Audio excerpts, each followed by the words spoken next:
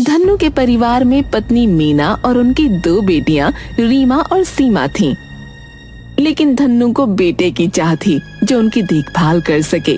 हर तरह के उपाय करने के बाद जब वो निराश हो गए,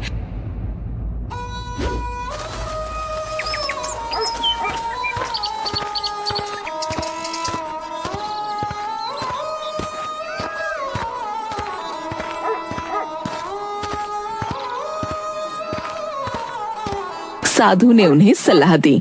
देखो बेटा, तुम्हारी कुंडली में पूर्व जन्म का दोष है, लेकिन यदि तुम जंगल में रहकर जीव जंतुओं की सेवा करो तो बेटा जरूर प्राप्त होगा।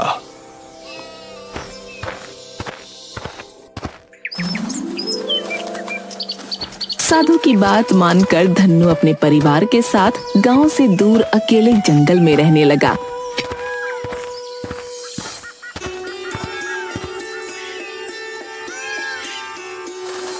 एक दिन धन्नु अपनी पत्नी से बोला, अजी सुनती हो, जंगल में माता कपालिका का मंदिर है। सुना है बड़ी जागृत देवी है। आज से मंदिर में रोज पूजा आरती करेंगे। शायद माता के आशीर्वाद से तुम्हारी गोद भर जाए।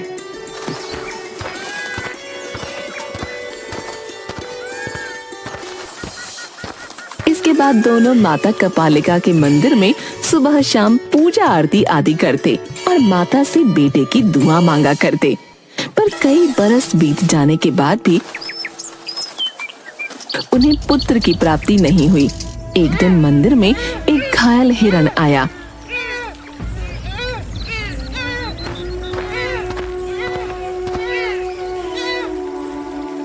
तुम दोनों ने मेरी बहुत सेवा की।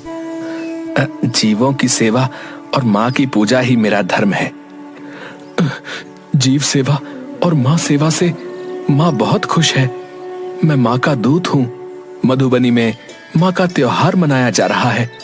बहुत बड़ा मेला लगा हुआ है और उस मेले में दूर दूर से ज्ञानी, विज्ञानी, जोकर, जादूगर और भविष्यवक्ता आदि आए हुए हैं। अरे भैया, हम वहाँ जाकर क्या करेंगे? वैसे भी अब जिंदगी में क्या रखा है? बेटियों की शादी हो जाएगी, हमें मेलों में जाने का कोई चाव नहीं है। अरे बेटी, क्यों हिम्मत हारती हो?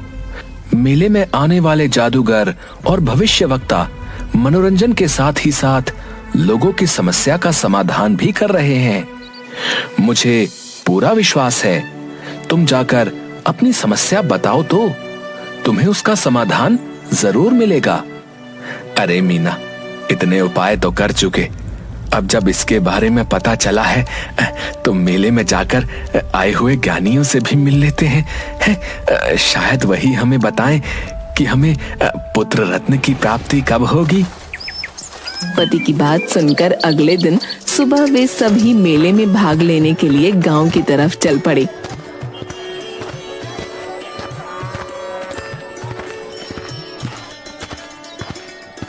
रास्ते में खाने के लिए धन्नु की पत्नी ने कुछ रोटियां और अचार एक पोटली में बांधकर रख लिया था। कुछ घंटों के बाद ही उन्हें भूख लगने लगी। माँ, बहुत जोर से भूख लगी है। हाँ पिताजी, इस घने पीपल के पेड़ के नीचे बैठकर क्यों ना आराम भी कर ले और खाना भी खा ले। वो सब घने पीपल के पेड़ के नीचे बैठकर खाना खाने लगे। खाने की पोटली खोलते समय धन्नु की पत्नी ने कहा, हम सब तो एक एक खाएंगे, पर छोटी बेटी को जब भूख लगती है वो कुछ नहीं छोड़ती, सभी खा जाती है।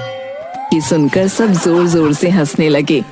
पीपल के उस बड़े पेड़ के नीचे जहाँ बैठकर वो खाना खा रहे थे, परी रानी के दिए शाप के कारण वहाँ कुछ परियां रहा करती थीं।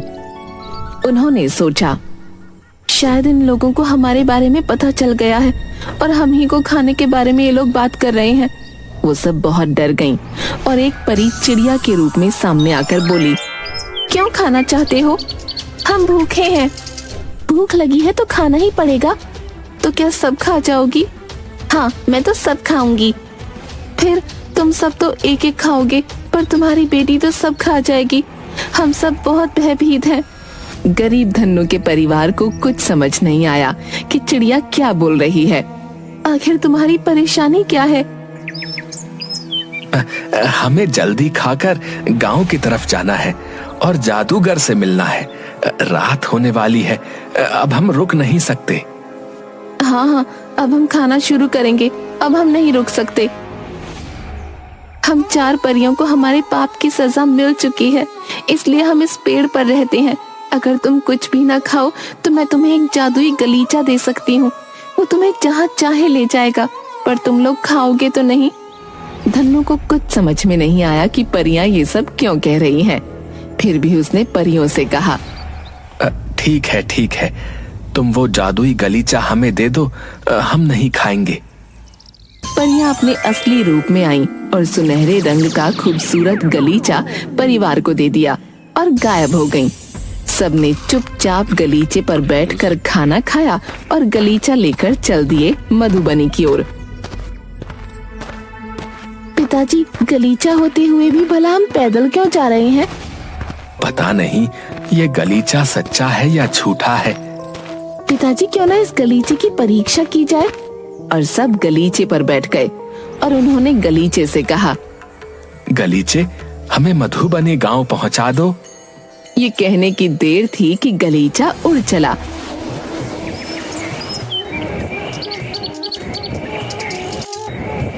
और कुछ ही मिनटों में गलीचे ने उन लोगों को मधुबनी गांव पहुंचा दिया। इतनी जल्दी मधुबनी पहुंचकर वे सब बहुत खुश हुए और उन्हें ये भी विश्वास हो गया कि गलीचा सचमुच ही जादुई है। अजी देखिए तो, गांव में तरह तरह के लोग अपनी अपनी कलाएं दिखा रहे हैं। राज नर्तकी भी आई हुई है। अरे भाग्यवान, हमें इन सब से क्या काम? हमें तो पुत्र रत्न चाहिए। तरह तरह की रंग बिरंगी रोशनी, झूले और विभिन्न प्रकार के लोगों की दुकानें देखते देखते सबसे आखिर में उन्हें जादूगर सोनकर की डरावनी झोपड़ी दिखी।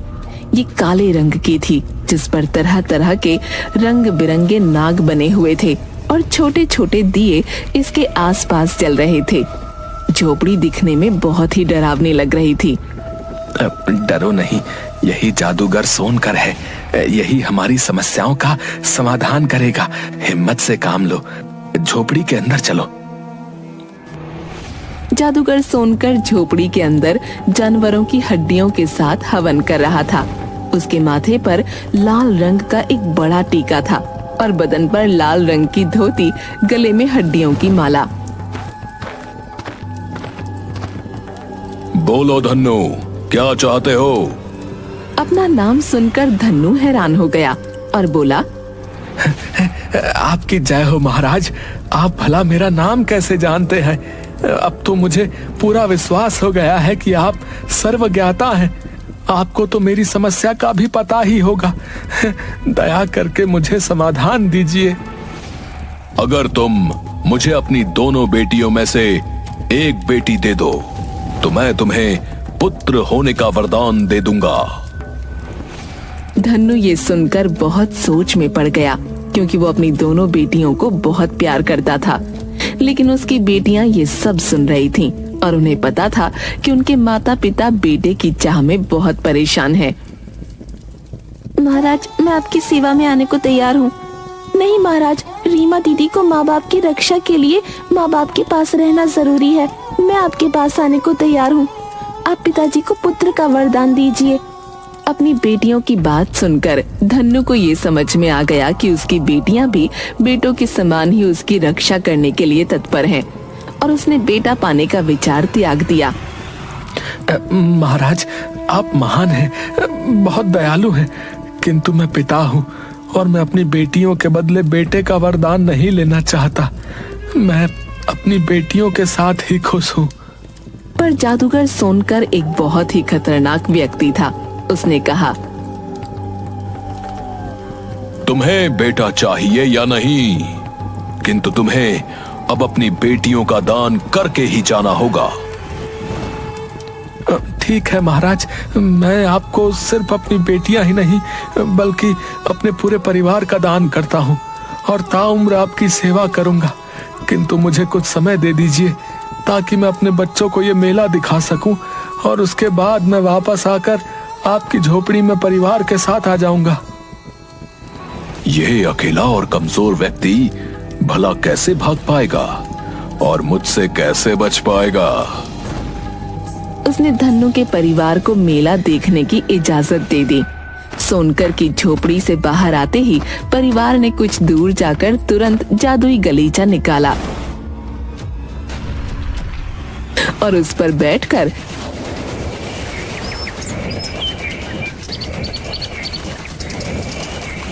सीधे परियों के पास पहुंचे और उन्होंने परियों को अपने साथ हुई पूरी घटना बताई। परियों से प्रार्थना की, परियों, अगर आप हमें उस जादूगर से बचा पाए तो। परियों ने धन्नु को एक जादुई फल दिया और बोली, जाओ, जादूगर बहुत शक्तिशाली है, तुम्हें उसके पास तो जाना ही पड़ेगा। पर ये फल अगर तुमने जादूगर को खिला दिया तो जादूगर अपना पूरा जादू भूल जाएगा और ये भी भूल जाएगा कि वो तुमको जानता है। तुम इस जादुई गलीचे पर बैठकर वापस अपने घर चले जाना और ये गलीचा हमेशा अपने पास रखना। अगले दिन सुबह ही धन्नु जादुई फल अपने हाथों में ले गलीचे पर बैठकर मधुबनी गांव पहुंचा।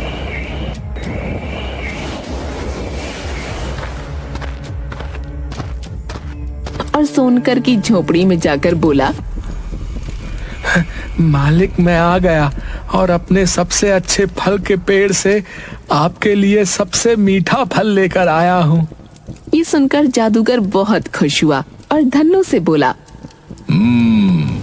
बहुत अच्छा, लाओ ये मुझे दो, खाकर देखता हूँ कितना मीठा है। उसने फल खा लिया और सोनकर बेहोश हो गया। धन्नु परियों के कहे अनुसार गलीचे पर बैठकर वापस अपने घर चला गया। घर पहुंचकर उसने देखा रीमा तो वहीं रह गई। जादूगर होश में आ गया। उसे कुछ भी समझ नहीं आ रहा था कि वो क्या कर सकता है। काश धन्नु की बेटी मेरे साथ रहती तो बहुत अच्छा होता। अरे तुम वहां? मुझे तुम बहुत उदास लग रही हो। हाँ देखो ना, मैं तुम्हारे पास भी आ गई, लेकिन फिर भी तुमने मेरे माता पिता को पुत्र होने के लिए आशीर्वाद नहीं दिया। तुम चिंता मत करो, जल्दी ही तुम्हारे माता पिता को एक अच्छा सा बेटा पैदा होगा, लेकिन तुम मेरा साथ मत छोड़ना। मैं यहाँ क्या करूँ? मुझे कोई काम नहीं। माँ पिताजी भी चले गए। मुझे तो ऐसा लगता है कि कोई मुझे साथ में नहीं रख सकता। लेकिन तुम्हें मेरे साथ चलना होगा। मैं तुम्हें एक जादूगरनी बनाऊंगा और मेरे बुढ़ापे में तुम ही मेरी देखरेख करोगी, समझी?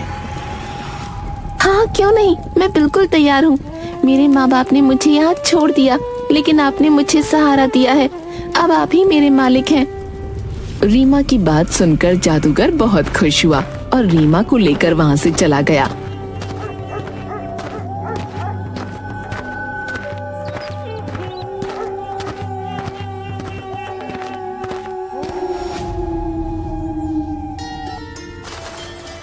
रीमा को बहुत ढूंढने के बाद भी वो जब नहीं मिली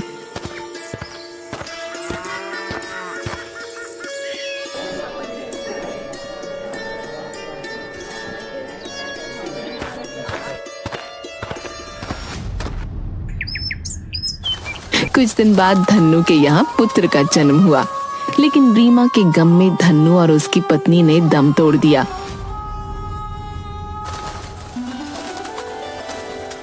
सीमा ने अपने भाई दिवाकर को पाल पोस कर बड़ा किया। अब तुम बहुत बड़े हो गए हो, हमें जादूगर सोनकर को ढूंढकर अपनी बहन को वापस लाना है। लेकिन दीदी, हमें रीमा बहन का पता कैसे चलेगा? इतने सालों से मैंने महर्षि महुआ की रात दिन सेवा की है और उनकी समाधि टूटने पर वो हमें अपनी दिव्य दृष्टि से रीमा का पता बताएंगे।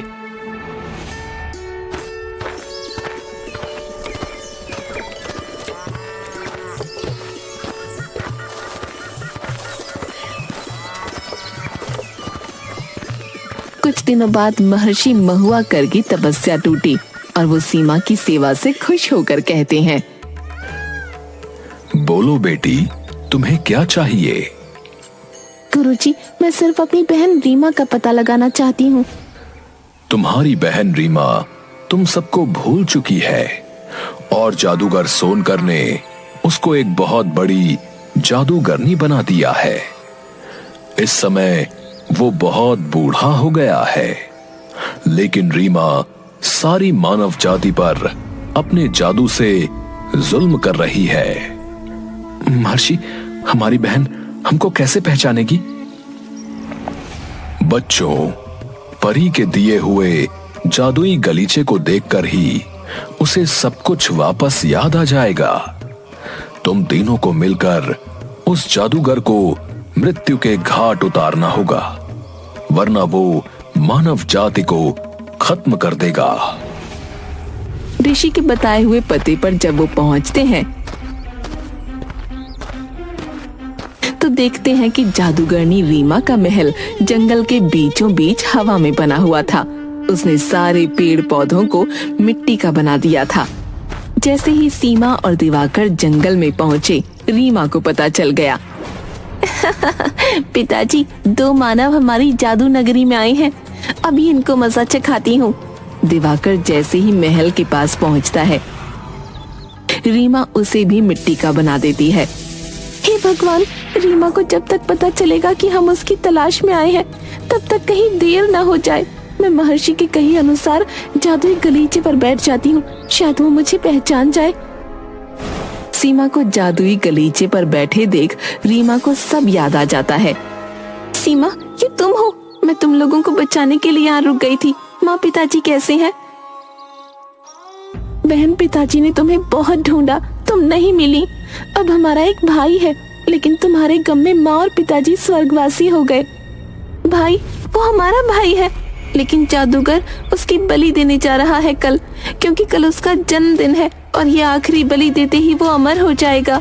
नहीं नहीं, उसे बचा लो बहन, दिवाकर को बचा लो। तुम मेरी जादुई छड़ी लेकर सुमेरु पर्वत पर चली जाओ, वहाँ एक मोर तुम्हें नाचता हुआ मिलेगा। उसका एक पंख तोड़कर जला देना। ऐसा करते ही जादूगर के जादू से सब मुक्त हो जाएंगे, वो साधारण आदमी बन जाएगा।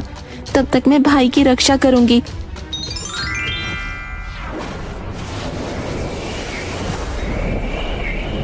सीमा छड़ी लेकर उड़ती हुई पर्वत पर पहुंचती है। उसे नाचता हुआ मोर दिखता है।